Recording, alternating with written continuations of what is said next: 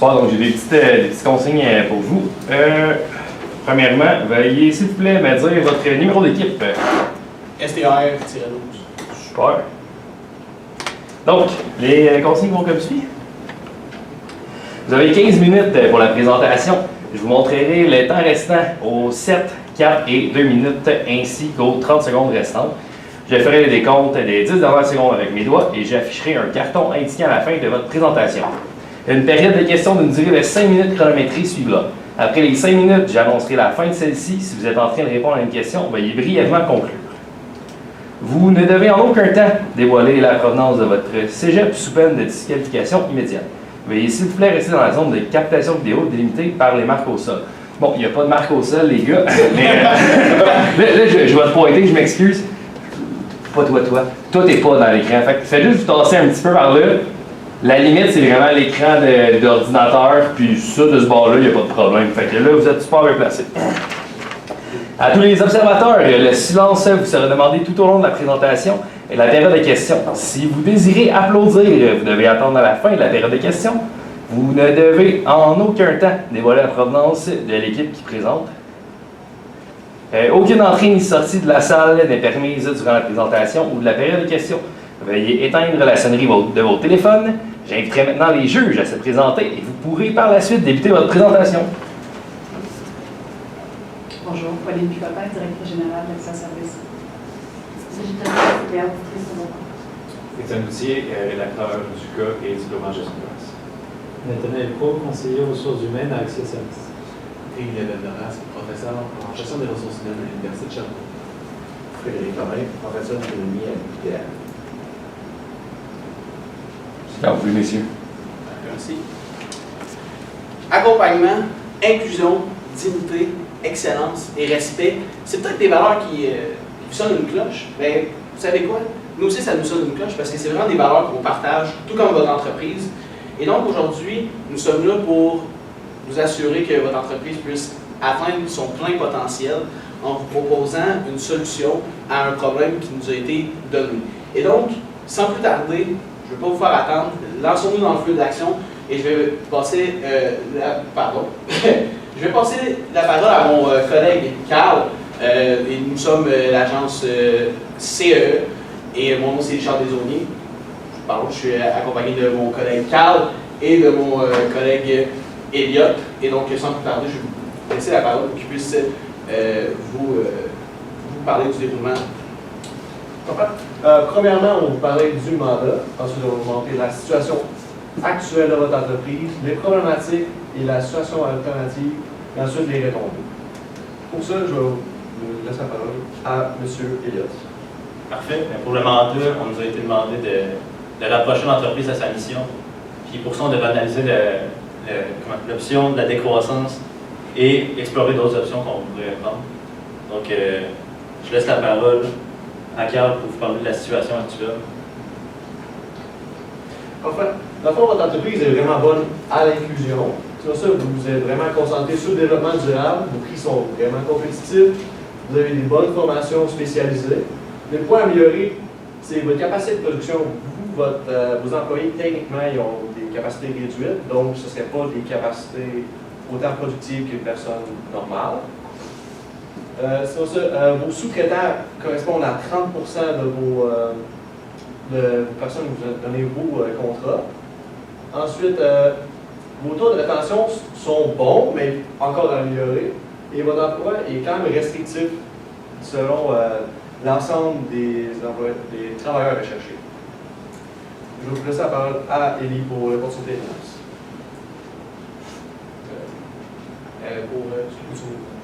Oui. Et donc, pardonnez-moi. Et donc, on a quand même pu décider quelques opportunités qui pourraient être attachées à votre mission et vos valeurs. Dans ce cas-ci, en fait, premièrement, si le gouvernement décide, comme par magie, de pouvoir donner plus de subventions PSEA, parce que ça peut arriver, étant donné la conjoncture économique actuelle. Et aussi, là, on se projette un peu dans le futur, mais on sait que le développement durable, c'est vraiment quelque chose qui est axé qui est très tendance présentement dans les entreprises, que les entreprises doivent utiliser absolument. Et donc, peut-être que les subventions futures pourraient se prêter à vous. Et par contre, de l'autre côté, du côté des menaces, donc des facteurs externes, on pourrait avoir au contraire une réduction des prestations de la PSA et aussi en raison de la culture présentement qui favorise plus la rapidité que la qualité du service. Ça pourrait jouer contre vous, ainsi que les lois sur la CNSST. Ça pourrait être quelque chose qui pourrait s'avérer négatif pour votre entreprise. Et donc, je vais vous laisser avec mon collègue Elliot qui va pouvoir vous présenter les problématiques rattachées à l'analyse qu'on vient de faire.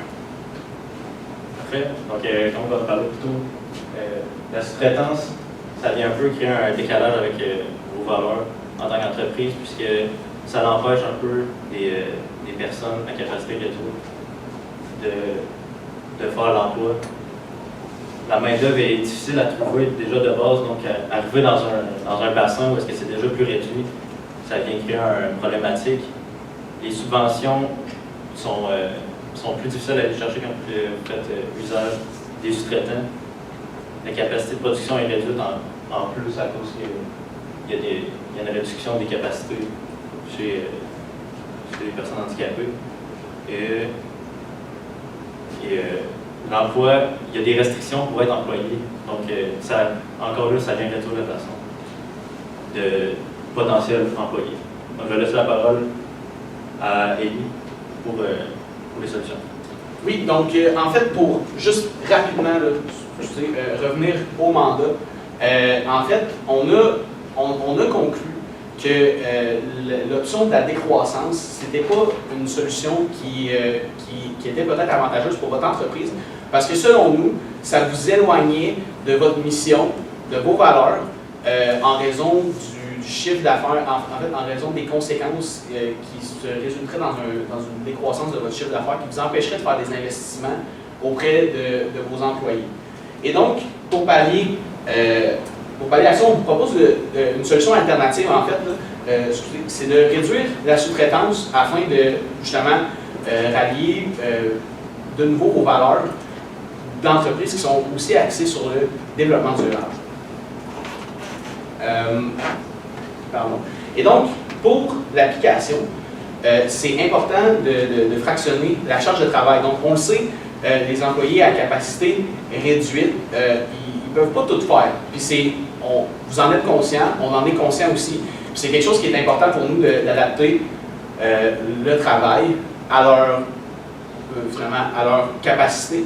Et donc, si on pouvait juste fractionner la charge de travail, on pourrait augmenter premièrement le nombre d'employés, puis les employés pourraient avoir une meilleure spécialisation. Puis premièrement, ça fait en sorte que les employés se sentiraient plus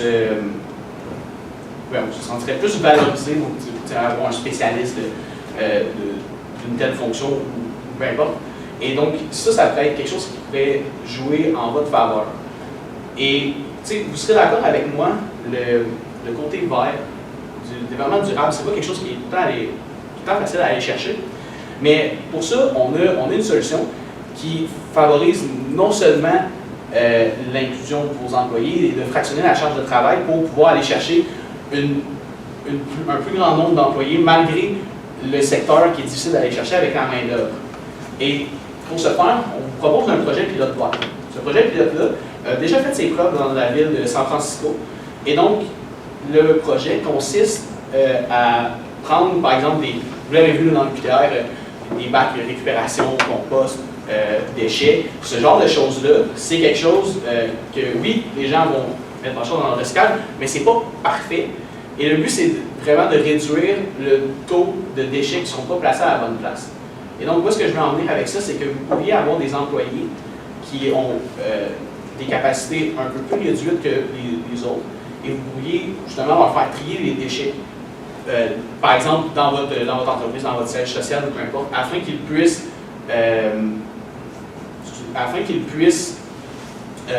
travailler malgré leur capacité réduite. Puis en plus, ça vous valorise du côté vert. Vous avez tout à gagner en faisant ça. Et justement, on a calculé, ça vous prendra environ 20 employés de plus pour pouvoir atteindre votre objectif de la PSEA.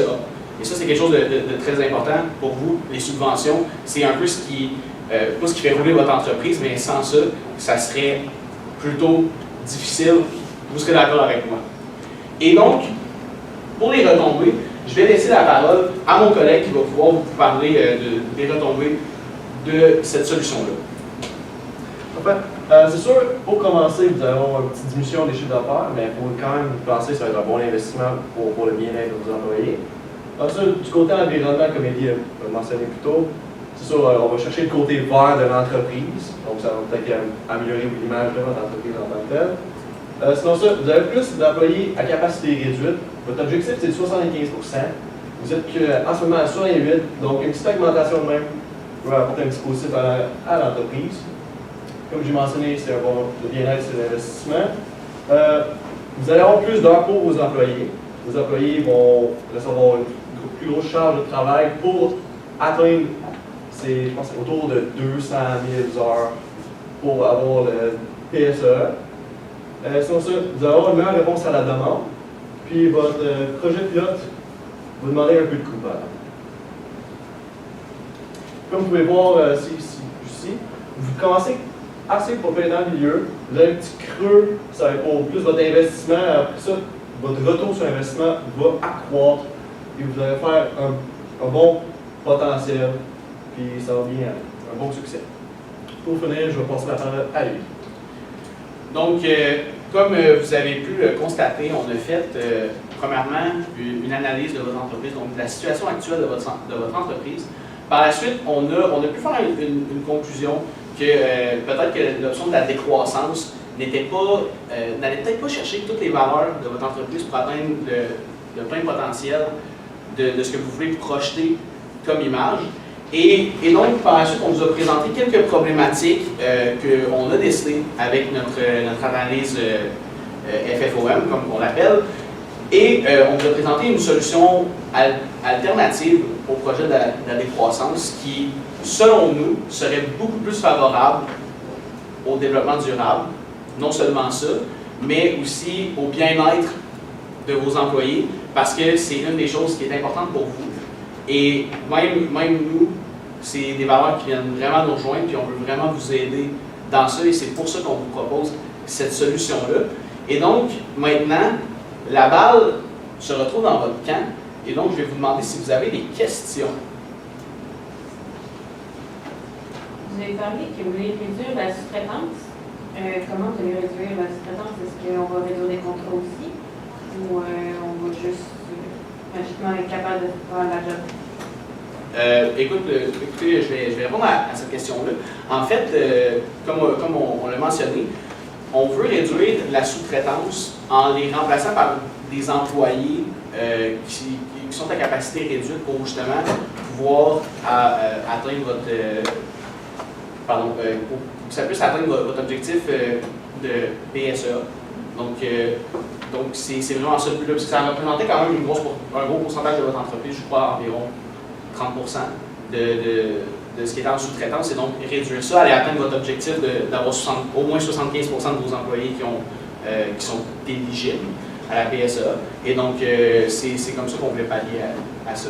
On les prend, ces employés-là? En gros, c'était les restrictions.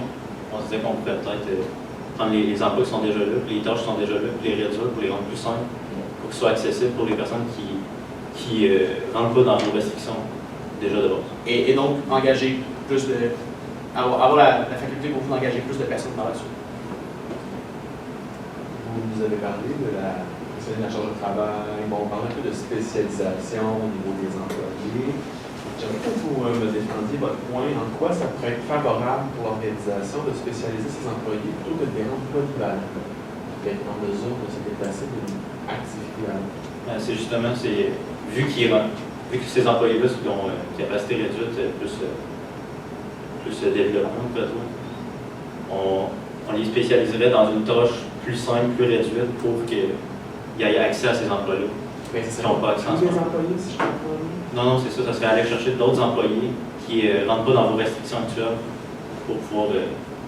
En fait, ça serait de diminuer un peu vos critères, d'avoir des employés qui font des tâches spécifiques Et vous savez, tu sais, dans une entreprise comme la vôtre, avec des employés à capacité réduite, avoir des employés polyvalents, c'est assez difficile.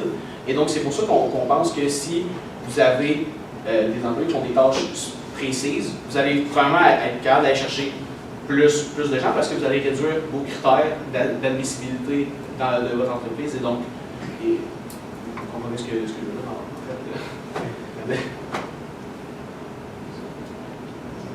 Une petite question, parce que là, vous venez d'expliquer, OK, vous réduisez la sous-traitance parce que vous allez embaucher des gens, que probablement ils ne peuvent pas travailler, mais que là, si on baisse un petit peu, mais c'est quoi la partie, comment vous faites pour réduire la sous-traitance pour axer sur le développement durable?